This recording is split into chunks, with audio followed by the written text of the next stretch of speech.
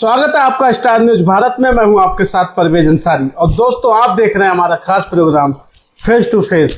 आज हमारे face to face हैं Al Ansar social movement of India के राष्ट्रीय अध्यक्ष जनाब ताजुद्दीन अंसारी। इनकी अगर बात की जाए तो ये एक संस्था चलाते तंजीम, जिनका मैंने अभी जिक्र किया था, लेकिन उसके साथ साथ ये राजनीति में भी काफ़ी सक्रिय रहे और ये नगर पालिका नवाबगंज से जो है सभासद भी रहे थे।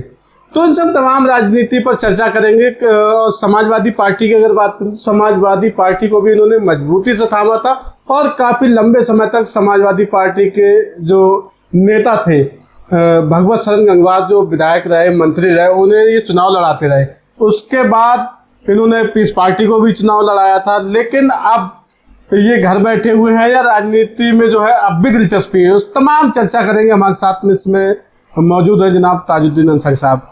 अंसारी साहब, सबसे पहले स्टार न्यूज भारत में आपका बहुत बहुत स्वागत है। शुक्रिया आपका कि आपने मुझे मौका दिया।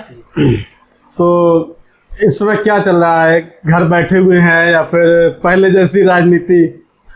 देखिए, आप अच्छी तरह से जानते हैं इस वक्त राजनीति किस मोड़ पर है, क्योंकि पूरी तरह से संविधान की धज्जियां बुलाई जा रही हैं और एक नफरत का माहौल बना है। ऐसे माहौल में, क्योंकि हम संविधान के मानने वाले हैं, हम गांधीवादी विचारधारा के लोग हैं, भारत से अपने प्यार करते हैं, तो ऐसे में राजनीति करना आज के दौर में बड़ी मुश्किल सा महसूस होता है।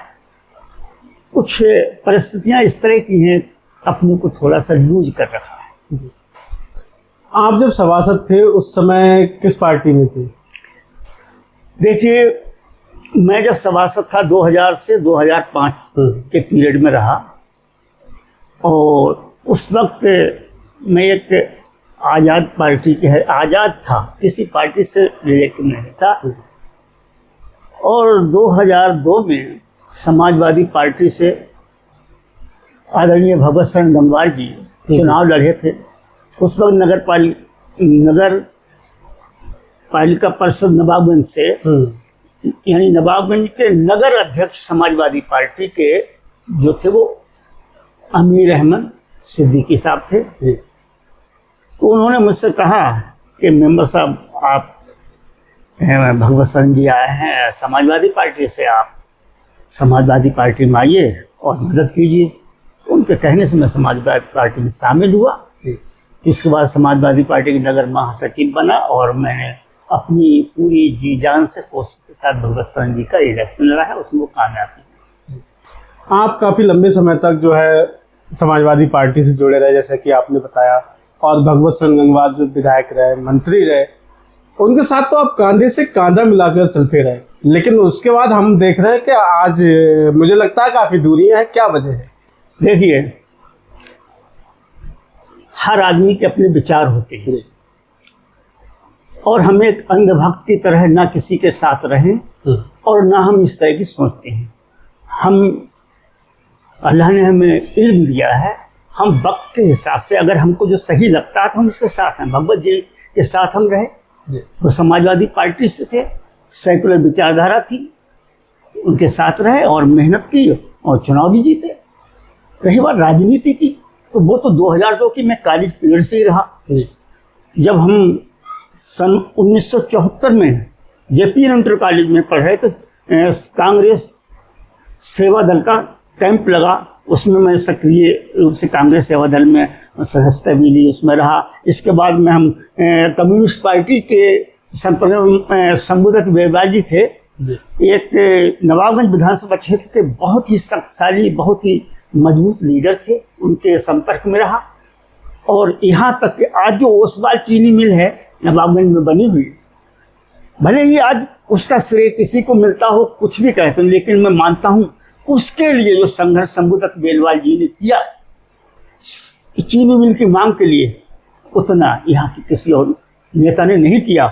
और मैं इसका खुद गवाह, सन 1982 में मैं उस आंदोलन में, चीनी मिल के लिए आंदोलन में मैंने 1 दिन की जेल भी काटी है, क्योंकि मैं शंभुदत्त बेलवाल जी के साथ था और जेल भरो आंदोलन किया था, मैं उसमें गया था। तो जिस चीनी मिल के लिए आपने जेल काटी, आज तो वो बंद पड़ी है।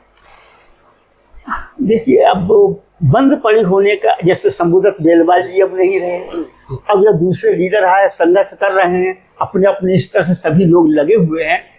और अभी हमारी सुनीता गंगवार जी हैं, बड़ी मेहनत से किसानों को बकाया दिलाने में लगी हैं, और भी लीडर लगे हैं। ये तो वक्त के हिसाब से बदलता माहौल रहता है, हमेशा के लिए कोई नहीं रहता, ना ही चीनी मिल के लिए कह सकता। शासन की जिम्मेदारी है, उसको देखें। आपने अभी कहा था कि अंधभक्त की तरह नहीं, मेरे अंदर हुनर है। जी जी जी। तो क्या माने, भगवत शरण गंगवार ने आपको दरकिनार किया या आप उनसे खुद अलग हुए थे? ऐसे नहीं है। राजनीति में ना तो हमेशा के लिए दोस्ती होती है और ना दुश्मनी होती है। मैं बहुत प्रभावित था, और भगवत जी एक ऐसे क्रांतिकारी नेता हैं जिन्होंने मुझे राजनीति में नया जोश भी दिया। लेकिन कुछ ऐसे वजूहात बन जाते हैं जिसकी वजह से थोड़ा मनमुटाव हो जाता है। लेकिन आज तक का रिकॉर्ड है, ना ही माननीय भगवत शरण जी ने हमारे कभी विरोध किसी के सामने किया, ना ही मैंने किया। हाँ, जब कुछ मुझे महसूस हुआ कि मेरे साथ कुछ गलत किया गया, मैंने उनसे दूरी बनाई। और उस वक्त सन 2012 में मैंने हाजी इस्लाम बब्बू को चुनाव लड़ाया था पूरी, और उस चुनाव की पूरी कमान मेरे हाथ में थी। हम देख रहे हैं एक आप ही नहीं है, अपने नगर के ही रहने वाले हैं हाजी सफन मियां हुसैन साहब, जो कि भगवत शरण उन्हें मामा कहते हैं। आज वो भी लगभग उनकी दूरियां हैं, पारिवारिक रिश्ते जो भी हो। एडवोकेट शारिक खान साहब, उनके मिजाज भी अलग है। और नगर के ही अपने हाजी परवेज साहब, वो भी समाजवादी पार्टी के बड़े लीडर हैं। लेकिन मुझे लगता है भगवत शरण जो काफी सक्रिय रहे और उनके साथ में ये लोग कांधे से कांधा मिलाकर रहे थे, लेकिन आज जो हम मनमुटाव देख रहे हैं,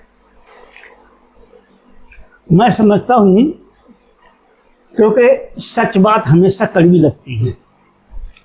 नवाबगंज विधानसभा क्षेत्र में एक अपवाद को अगर छोड़ दिया जाए तो आज़ादी के बाद लगातार गंगवार परिवार से ही विधायक चुने गए। और ये भी एक संयोग देखिए कि उसमें ज़्यादातर मतलब वो बीजेपी मैंडेट आरएसएस के मतलब संपर्क में रहने वाले थे। बावजूद इसके हम अच्छी तरह से जानते हैं कि जब देश में लड़ाई सांप्रदायिकता की और संविधान की जब आती है तो हमें संविधान से प्रेम है और संविधान के साथ रहे हैं। तो इसी वजह से हम भगवत जी के भी साथ रहे, कोई बुराई नहीं, आज भी बुराई नहीं है। तो क्या वजह है जो है यहाँ पर जो है हमेशा से गंगवार समाज के ही विधायक बनते चले आए? क्या मुसलमानों की इतनी हिम्मत नहीं हुई या फिर वो संख्या नहीं है यहाँ पे? क्योंकि मैं देखता हूँ अगर गंगवारों के बाद देखा जाए तो मुस्लिम भी काफी अच्छी तादाद में है नवाबगंज विधानसभा में, उसके बावजूद भी या हिम्मत नहीं जुटा पा रहे या फिर क्या वजह? मैं समझता हूँ ये बहुत ही महत्वपूर्ण सवाल है। और मैंने जैसे पहले बताया कि मैं कॉलेज पीरियड से जब 8वीं में था कांग्रेस सेवा दल से जुड़ा। मुझे अपनी आज 65 साल की उम्र है, बहुत बड़ा तजर्बा है। ऐसा नहीं है कि गंगवार के अलावा कोई जीत नहीं सकता, मैं दावे के साथ कह सकता हूँ। तो भगवत शरण के आगे टिकट मांगने की क्या किसी मुस्लिम की हिम्मत हुई समाजवादी पार्टी से? लीजिए, मैं आपको एक बात बताता हूँ। आज जो माहौल चल रहा है, हम आह भी करते हैं तो हो जाते हैं बदनाम, और वो कत्ल भी करते हैं तो चर्चा नहीं होता। इस क्षेत्र में मुख्तार अहमद एडवोकेट साहब जो आज हमारे दरमियान नहीं है, उन्होंने मुस्लिम सियासत की एक बुनियाद रखी। और एक बार ऐसा भी हुआ कि सिर्फ 1200 वोटर्स बहुत कम अंतर से चुनाव जीतते रह गए। इसके बाद एक यहाँ पर इस तरह की अफवाह फैलाई गई कि यहाँ पर मुसलमान जीत ही नहीं सकता है, बहुत कम है। लेकिन सच्चाई से परे ऐसा नहीं है। मुसलमान अपने बल पर ना जीते, हम मुसलमान की बात क्यों करते हैं? हमें तो वोट चाहिए, जब हम दूसरे को दे सकते हैं दूसरे ले भी सकते हैं। यहाँ हिंदू मुस्लिम की कोई बात नहीं। लेकिन जो एक नैरेटिव फैलाया गया था कि मुसलमान जीत नहीं सकता, ये पूरी तरह से कहा यहाँ हिंदू मुस्लिम की बात नहीं, तो सिर्फ गंगवार ही क्यों? हाँ, तो उसी को मैं बताता हूँ। एक इस तरह की बात फैलाई गई मुस्लिम समाज के अंदर कि तुम जीत ही नहीं सकते हो, तुम्हारे वोट बहुत कम है, तुम जीत ही नहीं सकते हो। मैं बात बताऊं, मैंने बस जैसे कि बताया, एडवोकेट मुख्तार अंसारी साहब सिर्फ और सिर्फ 1200 वोटों से चुनाव हार गए थे स्वर्गीय चेतराम जी से।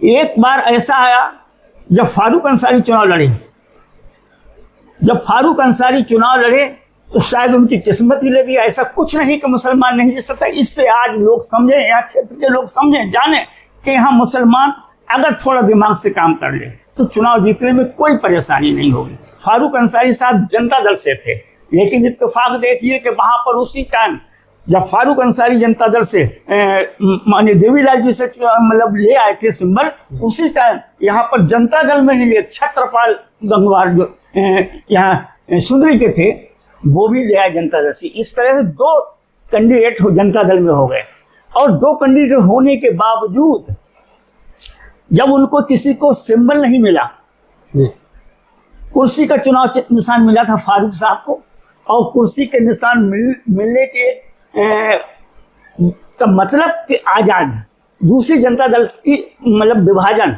बावजूद इसके फारूक साहब का जब चुनाव हुआ तो एक तरफा इस जोश खरोश के चुनाव हुआ था कि बेहद ही जोश खरोश के साथ हुआ था। लेकिन कुछ हमारे अंदर ही, हमारे बीच में भी कुछ ऐसे नेता होते हैं जिन्हें अपने रास नहीं आते हैं, वो अपने को नीचे गिराना चाहते हैं। ऐसा ही उनके साथ हुआ था। और तो पहली कारण हारने का था फारूक साहब का कि जनता दल में 2 फाड़ हो गए। दूसरा कारण ये था कि जो चुनाव निशान कुर्सी का मिला था वो एक आजाद से, और उस टाइम एमपी और विधायक के चुनाव दोनों एक साथ हुए थे। इत्तेफाक ये था कि एमपी का चुनाव जो लड़े थे उसमें भी एक वेदका त्रिपाठी जी थे, उनका चुनाव निशान कुर्सी का था, और इधर फारूक साहब का भी चुनाव निशान कुर्सी का था। चूंकि वेदका त्रिपाठी ने कभी क्षेत्र में प्रचार नहीं किया तो लोगों को यह मालूम ही नहीं था कि एमपी के भी कैंडिडेट कोई कुर्सी के निशान वाला है।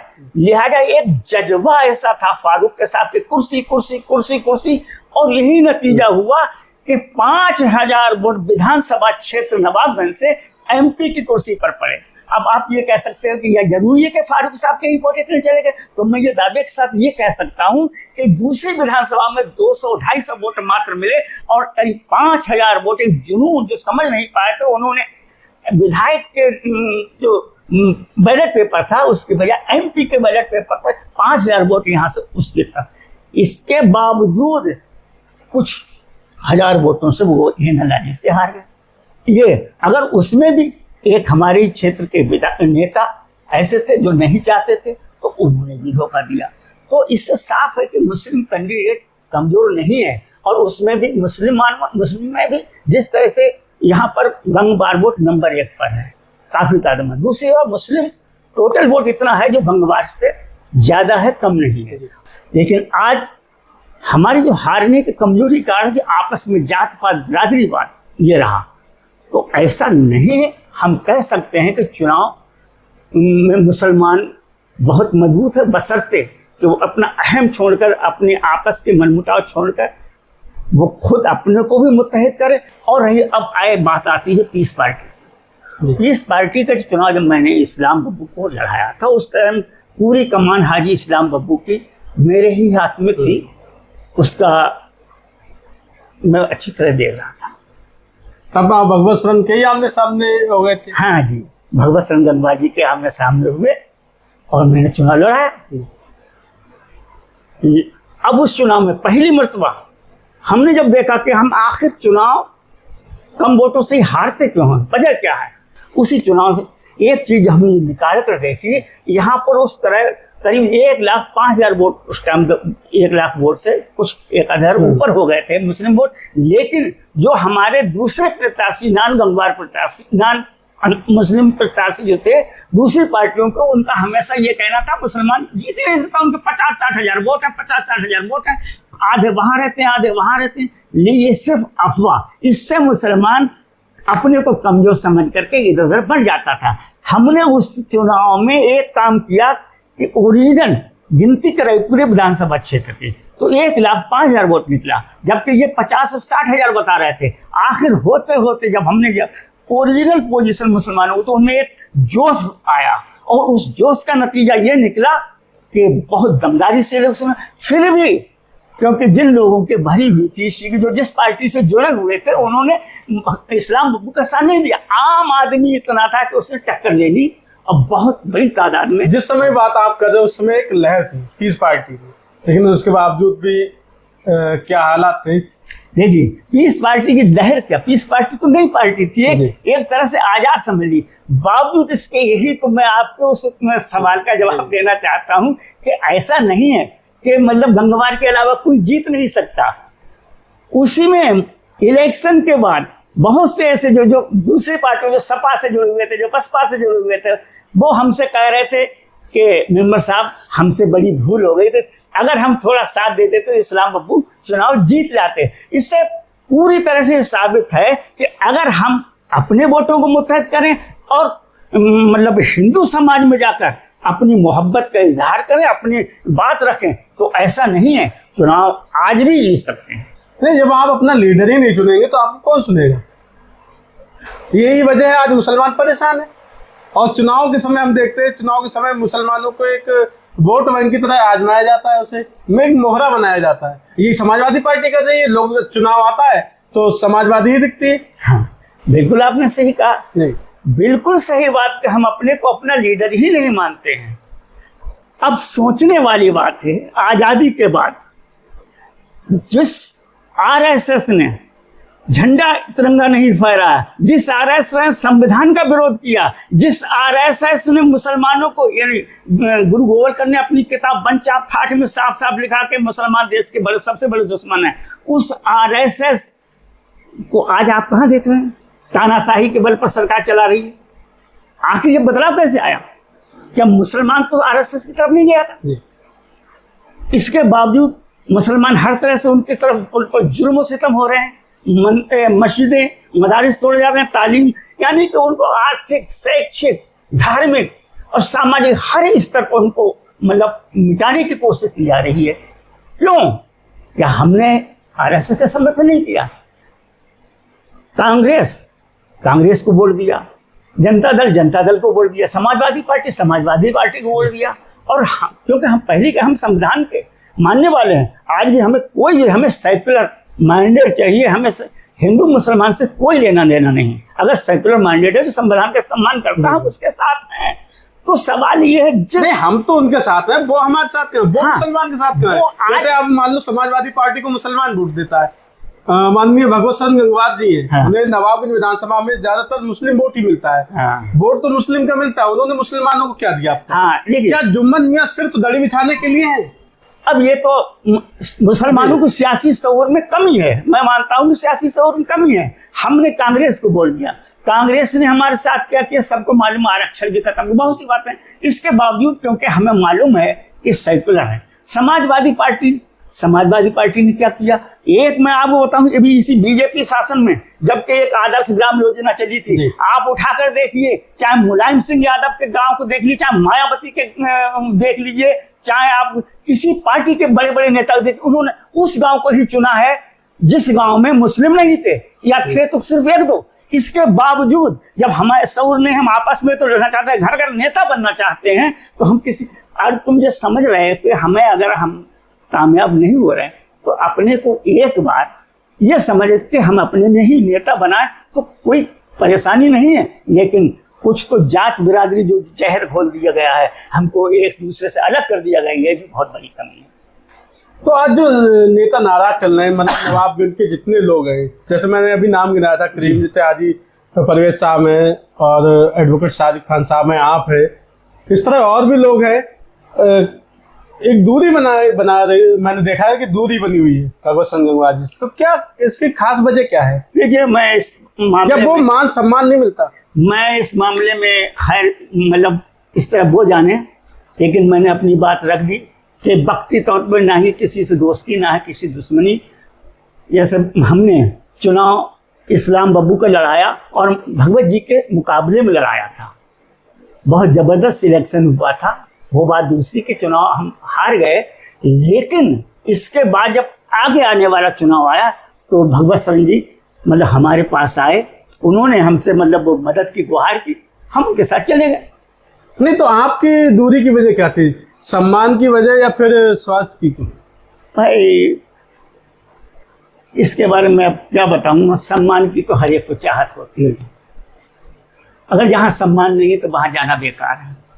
ये सवाल जब आप कभी माननीय भगवत शरण गंगवार जी से मिले तो उनसे भी पूछना कि विधायक जी क्या अंसारी साहब ने आपके साथ चुनाव लड़ाए, मेहनत भी की, इसके बाद क्या जिम्मेदारी हमारी बनती कि हम नेता के पीछे पीछे घूमते रहे? कभी नेता को याद आती नहीं अपने मतलब किसी वर्कर की, तो शायद वो और लोग होंगे ताजुद्दीन उलैग नहीं कि हम पीछे पीछे किसी के चक्कर लगाते रहे। कितनी पार्टियों कितने मीटिंगों में आज तक हमें याद किया गया, कितने बुलाया गया, तो हम जहाँ पर उस गीत को गाना ना चाहिए, जिस गीत में रब का नाम ना हो, उस जगह पे जाना ना चाहिए, जिस जगह पे अपना मानना हो। तो क्या भगवत शरण गंगवार जी किसी मुस्लिम को आगे नहीं बढ़ने देते, ये वजह, या फिर जो है क्योंकि हम देख रहे हैं विधानसभा में तो वो खुद है, और रही बात दो ब्लॉक पड़ते हैं भतपुरा और नवाबगंज, कभी भी मुसलमान हमने नहीं सुना के बना हो नवाबगंज के अंदर,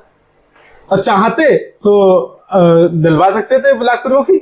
बिल्कुल सही कहा, हकीकत यही है जी, हकीकत यही है कि यहाँ पर मुसलमानों का हमेशा मतलब यूज किया जाता है, जिस तरह से ना मतलब तेजपात पत्ता होते हैं, बिरयानी में डाले उसका स्वाद बहुत अच्छी बिरयानी लगती है, और उसके बाद उसको निकाल दिए। यही रहा मुसलमानों ने अपनी हैसियत को नहीं समझा, और जब जब मुसलमान आगे बढ़ा उसको दरकिनार कर दिया गया, उसकी जगह पर उसको दरकिनार करके दूसरे ऐसे मुसलमान को करीब में लाने की कोशिश की गई जिसे भले ही राजनीति में कुछ ना आता हो लेकिन गली बिछाता हो, हाजिर करता हो। इसी वजह से मैंने कहा मैं अंधभक्त नहीं हूँ। तो इस तरह से हमें नाकाहू से दोस्ती, नाकाहू से बैर, वक्त आएगा बताया जाएगा, जो मतलब हमारे लिए, हमारे समाज के लिए, हमारे देश के लिए जो अच्छा होगा वो हम करेंगे। तो क्या लगता है आपको भगवत शरण गंगवार जी की लोकप्रियता पहले जैसी है क्षेत्र में? ये तो उनसे ही सवाल पूछना चाहिए कि माननीय भगवत शरण गंगवार जो कि भाजपा से आए, उन पे ऊपर बहुत से इल्जाम लगे, बावजूद उसके मुसलमानों ने साथ इसलिए दिया कि वे एक सेक्युलर बनकर आए। आज मुसलमान आज भी उनके साथ रहता, सपा के साथ रहता है। वो कितने अपने वोट लेते हैं, उनका तो वोट ज्यादा है, उन पर उनका क्यों प्रभाव घटता जाता रहा है, जबकि उनके वोट उनसे दूर हो करते आ रहे हैं। लेकिन जहां पर कहीं पर कोई पद देने का काम होगा तो आज भी उन्हीं को मिलता है। मुसलमान को बस यही है कि आज शकल दिखा जाए, दाढ़ी वाले को बिठा लें, टोपी वाले को बिठा दें, उधर वो बिठा के ये चाहते हैं दूसरे को खींच लें, मुसलमान वोट मिल जाए। उधर दूसरी तरफ बीजेपी है कि दाढ़ी और टोपी देख के उसको नफरत होती है। बस ये धर्म की राजनीति चल रही है। अगर हम बात करें नवाबगंज विधानसभा की, बहुत ढेर सारी समस्याएं, हमारा किसान लगातार परेशान है, गन्ना पेमेंट नहीं करा पा रहा है। माननीय भगवत शरण गंगवार जी जो कि एक अच्छा वोट लिया, कुछ हजार वोटों से हारे, अगर वो चाहते तो अब तक किसान का पेमेंट हो जाता। कितने उन्होंने बस ज्ञापन दिए। उसके अलावा आम आदमी पार्टी की सुनीता गंगवार जी, आपने भी देखा धरने पे लगातार बनी हुई थी, जबकि जनता ने कितने वोट दिए, और जिसने वोट लिया हमारा, आज वो सिर्फ ज्ञापन खेल रहे हैं, बाकी चाहते अगर पेमेंट हो सकता। बहुत अच्छी बात कही जी सुनीता जी मतलब एक समाज सेविका हैं, बिल्कुल, और राजनीति में भी हैं। वोट उन्हें नहीं मिला, बावजूद इसके वो आज समाज के लिए लड़ रही हैं। आज उनकी जो भी पहचान है वो खुद उनकी मेहनत पर है। और यहाँ दूसरी बात, मैं एक बात और बताता हूँ, वोट की जब बात आती है तो एकमात्र बीजेपी के जो सबसे बड़े दमदार जिन्होंने पूरी कुर्बानी दी, बलदेवराज सूरी थे। कभी उनको वोट नहीं दिया क्योंकि वो बलदेवराज सूरी थे, गंगवार नहीं थे। शंभुदत्त बेलवाल जो सबसे ज्यादा मजबूत लीडर थे, जो कि हर अगर कोई बात होती थी तो उनको मतलब सर्वदलीय अध्यक्ष बनाया जाता, बावजूद उनको वोट नहीं मिला क्योंकि वो बेलवाल थे। ठीक है ना, यही वजह है कि यहाँ पर वैसे तो कि वो हमारा नहीं, लेकिन अगर जातिवाद की बात की जाए तो कुर्मी समाज में सबसे ज्यादा इस तरह की बात फैली। और बीजेपी ने जो जहर घोला है नफरत का, उससे क्या मुसलमानों को ही बीजेपी से नुकसान नहीं है? हिंदू समाज देखे कि उसको कितना नुकसान है। अरे गाय भैंस छुट्टा पड़ना तो मुसलमानों के नहीं, उन्हीं के खा रहे हैं। आज चंदा चोरी कर रहे हैं, धर्म का नाम ले रहे हैं, मुसलमानों को तो इस तरह से दबाने की कोशिश की जा रही है। हमारा सवाल ये है इन सेकुलर पार्टियों से कि जब मुसलमानों के वोट की तुम्हें चाहत है, अच्छी बात है, वोट हमारा अधिकार है, हम वोट देंगे, लेकिन आज तक मुसलमानों के किसी भी प्रोटेस्ट में कि मैं ये शामिल क्यों नहीं, आवाज क्यों नहीं उठाई? चाहे सीए का मसला रहा, बड़े बड़े मुद्दे आए, क्यों आवाज नहीं उठाई? और यही वजह है, इसी वजह से जो मंत्री जी हैं भगवत सिंह गंगवार जी, उन्हीं के जो साथ रहे, कांधे से कांधा मिलाकर रहे पुरुषोत्तम गंगवार, जो ब्लॉक प्रमुख भी रहे भटपुरा से, आज उन्हीं के सामने ताल ठोक दी, उन्होंने दावेदारी कर दी है, उम्मीदवारी टिकट मांग रहे समाजवादी पार्टी से। ये तो माननीय भगवत सिंह गंगवार को समझना चाहिए, क्योंकि जनता नाराज है। उन्होंने अपने समाज के लिए क्या कुर्बानी नहीं दी। और अगर देखा जाए तो मुस्लिम समाज ने जितना उनका सहयोग दिया, ये जानते हुए भी कि बीजेपी से निकले हुए हैं, उस तरह से मुसलमान को आज कौन से पद पर बिठाना, क्या करा, तो वो खुद देख लें इस चीज को कि कौन वफादार है। नहीं तो विधानसभा के लोग तो ये कहते हैं कि बरेली के चंद लोग आते हैं, बस वही विधानसभा को चलाते हैं, वो नवाबगंज विधानसभा की जनता को साथ लेके कहाँ चलते हैं?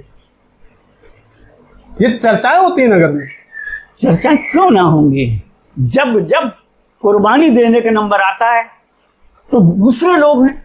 मैंने आपको बताया ना, प्रदीप सूरी जो है आज इस वक्त, एक दौर में उनका वो रुतबा था कि युवा नेता ये थे, थाने में चूड़ियां पहनाते थे पुलिस वालों को, कहाँ है आज?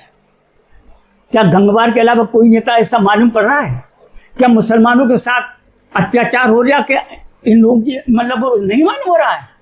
हम अपनी आवाज, तो यही तो हमने भी कहा था कि मुसलमान जो है समाजवादी को ही वोट देता है, इन्हें मुसलमान ही वोट देता है, आज मुसलमान ही परेशान है, कहाँ है ये नेता?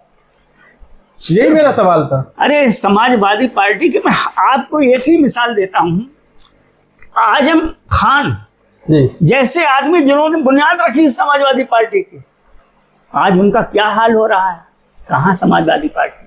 मुसलमान तो सिर्फ ये देख लिया कि साहब एक मीठी सी बात कर दी बहुत, लेकिन ये नहीं देखता हमको आज जो हिंदू मुस्लिम का जो माहौल बना है, इसमें समाजवादी पार्टी का भी कोई कम रोल नहीं रहा।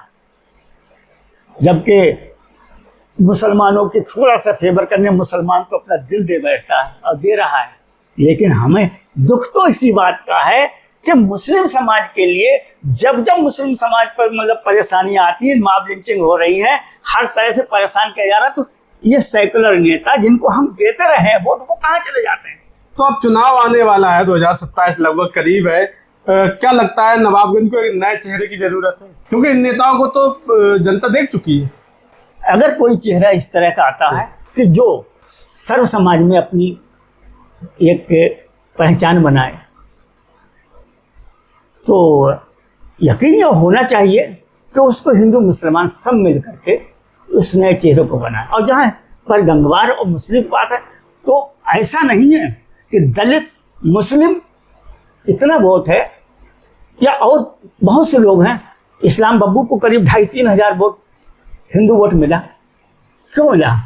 कि व्यवहार था उनका। अगर कोई बेहतर नेता इस तरह का आता जो सेकुलर माइंडेड है, सबको साथ लेकर चलने की क्षमता रखता, तो यकीनन उसके साथ रहेंगे। तो आप जो है अंसारी साहब किस पार्टी के साथ आ रहे हैं आने वाले 27 में?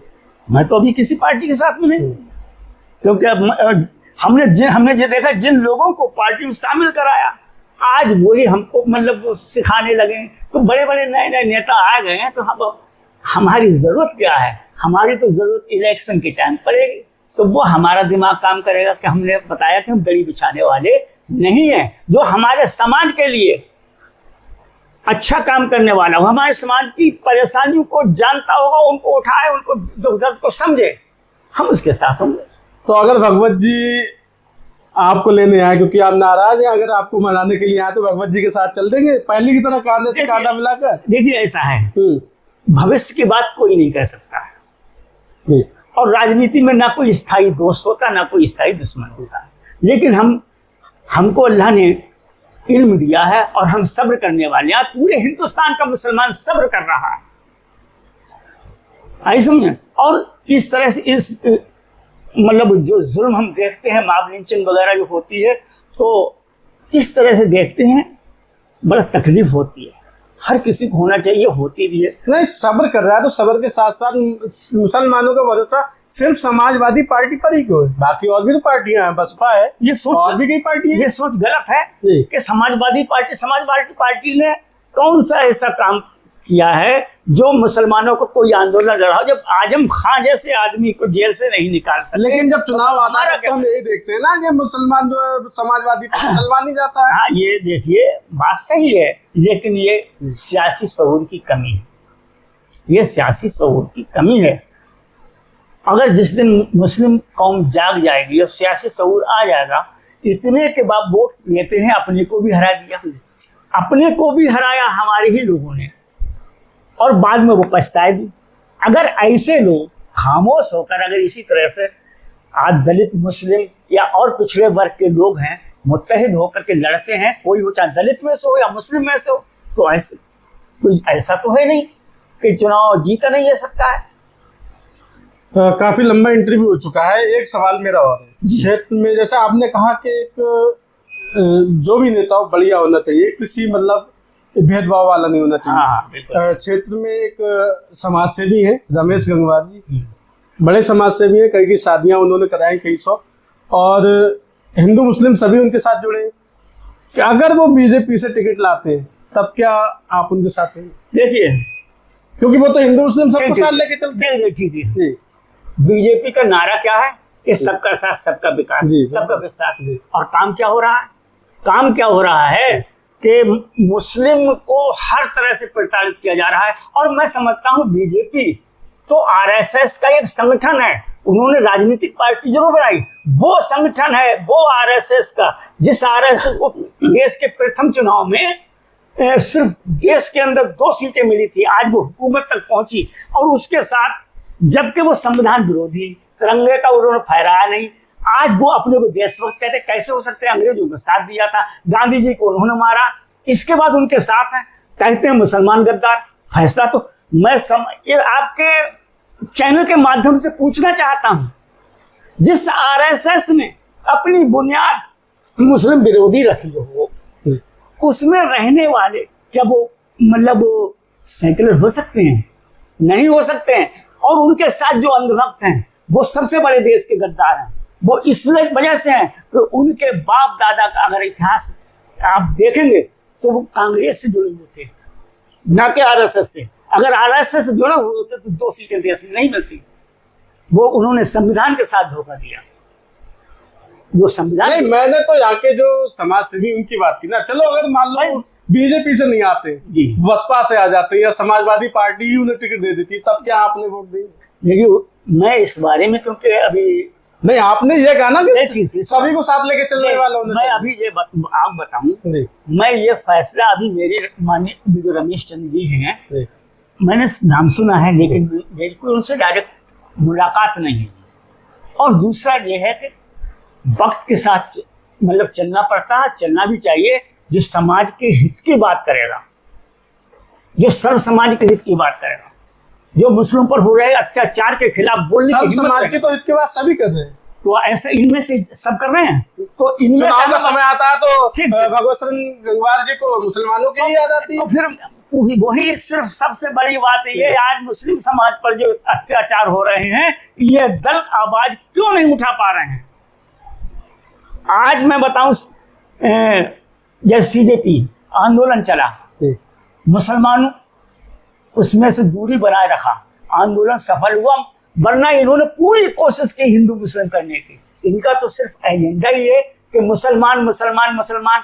लेकिन जिस मुसलमान ने खाना खिलाया उसे तो मोहरा बना लिया इन्होंने। अब ये देखने वाली बात है कि एक जिसने अपनी कुर्बानी दी, आप इतिहास उठाकर देखिए कि मुसलमानों ने हमेशा वफादारी की, जान बचाने की कोशिश की है हर जगह, लेकिन आज उनको गद्दार कहते हैं। गद्दार तो खुद है जो संविधान विरोधी रहे हैं, जिनकी कोई वैल्यू नहीं थी। आज वो उनका इतना सीना चौड़ा हो गया है कि वो दूसरों को गद्दार कहते हैं। अपना इतिहास उठाकर देखते हैं तो देश के गद्दार तो यही है। गांधी जी के हत्यारे क्या देशभक्त हो सकते हैं? नहीं हो सकते। आज भी इनके मतलब गांधी जी को मतलब वो गद्दार बताने, देशद्रोही कहने वाले यही लोग। गांधी जी का नोट अगर इनकी जेब में ना हो, गांधी जी का जो रखे रहते हैं ना फोटो, तो इनकी तो फंड भी मतलब पता नहीं कहां कहां से आती है।